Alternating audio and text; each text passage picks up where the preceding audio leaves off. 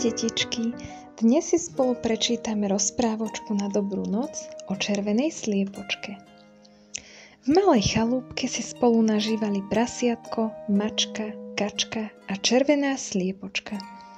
Červená sliepočka bola veľmi usilovná. Celý deň zametala, upratovala chalúbku, umývala okná a pracovala v záhradke.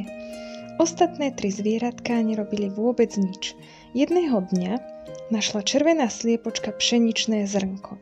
Kto mi pomôže zrnko zasadiť? Spýtala sa. Ja nie, smutne zagánilo prasiatko.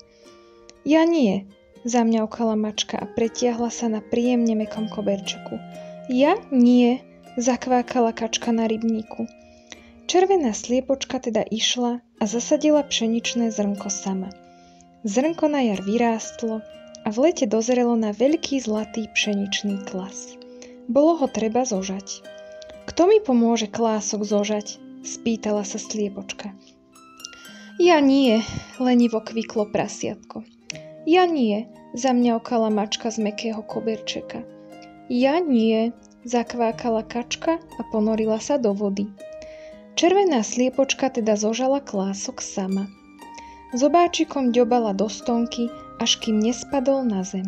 Potom oddelila zrnká od pliev a starostlivo ich pozbierala do šatky. 4 zrnká oddelila a uložila do zásuvky.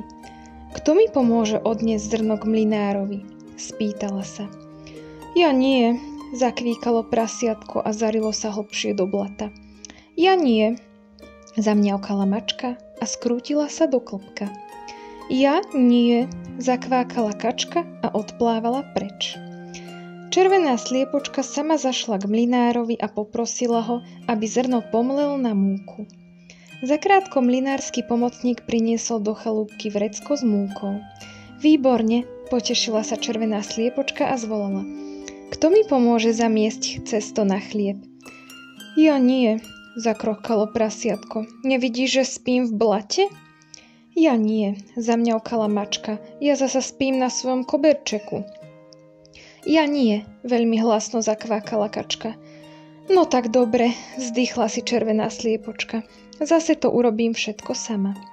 Šla do kuchyne, vysypala múku na dosku, pridala vodu a kvasnice a vymiesila cesto. Keď pekne nakyslo, dala ho do pece upiecť. Čoskoro sa z chalúbky začala šíriť vôňa čerstvo upečeného chleba. Vetrík ju niesol do záhrady, ba i k rybníku. Keď vôňu zacítilo prasiatko, otvorilo jedno oko, potom druhé a odrazu zistilo, že je veľmi hladné. Zdvihlo sa z blata a svižne cupkalo do chalúbky. Za ním sa lenivo dotiahla mačka a čoskoro sa priknísala aj kačka. Do kuchyne prišli práve vtedy, keď červená sliepočka otvorila dvierka na peci. Vybrala z nej ten najchutnejší a najlepší chlebík, aký kedy videli. Kto mi pomôže chlebík zjesť? Spýtala sa červená sliepočka. Ja, zakvičalo prasiatko a veselo zakrútilo chvostíkom. Aj ja, mňaukala mačka, práve je čas olovrantu. Aj ja, hlasno sa domáhala svojho kačka. To teda nie, odvetila červená sliepočka. Od práce som tak vyhladla, že celý chlebík zjem sama.